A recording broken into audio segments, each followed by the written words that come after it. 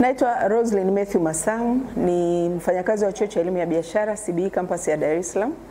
Lakini mwenyekiti wa SHIMUTA, shirikisho la michezo la mashirika ya umma, makampuni na taasisi binafsi Tanzania. Tuko kwenye hafla hii nzuri sana ya leo katika kukabidhiwa makombe kutoka kwa Smart Sports ambao wamekuwa ni wadhamini wetu wakuu wa michezo hii ya SHIMUTA 2025. Kwa kweli tunawashukuru sana. Makombe ni mazuri na vitu vyote walivyotukabidhi ni vizuri. Utaona hata tracksuit tulizovaa zinatoka kwa watu wa Smart Sports. Na ukweli wamefanya mashindano yetu kwa mwaka huu, naamini wachezaji wetu na taasisi zetu wale ambao ni washindi watafurahia sana. Sababu makombe waliotupatia ni mazuri na bidhaa zote za michezo walizotupatia Smart Sports kwa mwaka huu ni nzuri sana. Tunawashukuru sana, na hili wamelifanya mahususi kulingana na mkataba wetu ambao tulikuwa tumeingia baina yetu sisi na Smart Sports, na wameweza kutekeleza yale yote ambayo tulikubaliana kwenye mkataba. Tunatanguliza shukrani na tunaamini tutazidi kushirikiana kwenye mashindano yetu haya. Asante sana.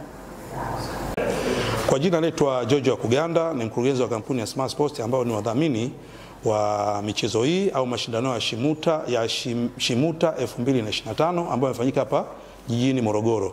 Kimsingi leo tulikuwa kama ulivyoona tunakamilisha taratibu zetu kimkataba na kamati tendaji ya SHIMUTA ambao moja ya udhamini wetu ulikuwa ni kutoa makombe au zawadi ambazo ziko mbele yenu. Leo kimsingi siku ya Jumatano tumekamilisha zawadi hizi.